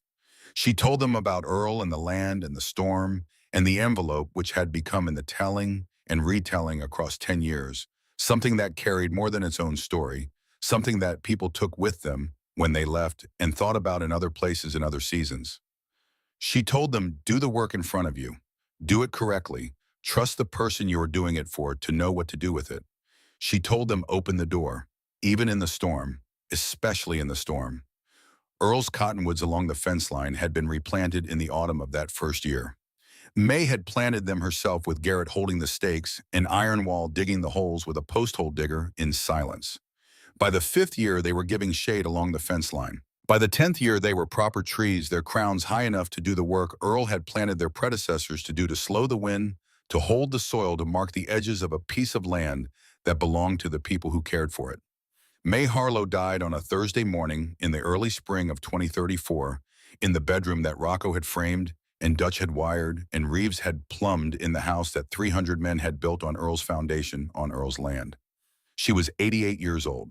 She had not been sick in the manner of a slow decline. She had been herself, entirely herself, right to the end, cooking on Sunday mornings, asking real questions of whoever sat on her porch writing Christmas cards in her careful handwriting, watching the cottonwoods grow along the fence line, with the proprietary satisfaction of someone who planted things intended to outlast them. She died the way people die when they have finished their work completely, without unfinished business, with the quality of a thing that has been completed to its own satisfaction. The funeral was held the following Saturday. The procession of motorcycles from the church on Main Street to the Millhaven Cemetery was 5 miles long. 5 miles of chrome and black leather and V-twin engines at respectful idle moving through the Kansas morning at the pace of something that understands its own gravity. The sound of it moved across the fields and both sides of the road, and farmers came to their fence lines to watch it pass, and some of them removed their hats. It was the largest gathering in the history of Millhaven County. People drove from 3 states. People flew from further than that. A group of 8 men flew from a chapter in Germany and stood in their cuts in the Kansas wind with the specific solemnity of people who have come a very long way to be in the right place. Dockett was there in a suit now rather than his cut, though he wore the cut over the suit in the end because it seemed more honest. Reeves came from Indianapolis. Dutch came from wherever Dutch had gone, which turned out to be a small town in Missouri where he ran an electrical contracting business and coached youth baseball. Rocco came from Chicago. He stood at the graveside with his hands folded in front of him, those extraordinary craftsman's hands, and he did not speak to anyone, but he was there, and his presence said what needed saying. They buried her next to Earl. The headstone was black granite, simple and heavy, the same material as her kitchen counter. This was Rocco's doing, confirmed quietly to Ironwall, and carried out without discussion because some things do not require discussion. Beneath her name and dates, no scripture, no verse, no sentiment in the form that sentiment usually takes. Just the words Frank Donahue had chosen because he was the one who knew what they meant and what they were worth and how to say exactly as much as a situation required and not one word more. May Harlow, 1946-2034. She opened the door. The wind came across the Kansas plain the way it always does in early spring, low and steady and indifferent to the occasion, and it moved through the chrome of 5 miles of motorcycles and the black leather of 300 vests, in the grass of the cemetery, and the cedar of the farmhouse porch, visible in the middle distance down the county road. And it moved through all of it and kept going the way wind does, carrying whatever it carries. The cottonwoods along the fence line were tall now. By every measure, they were doing exactly what Earl had planted them to do. He had always known what he was building toward, even when the work was not finished. He had always trusted the right person to see it through.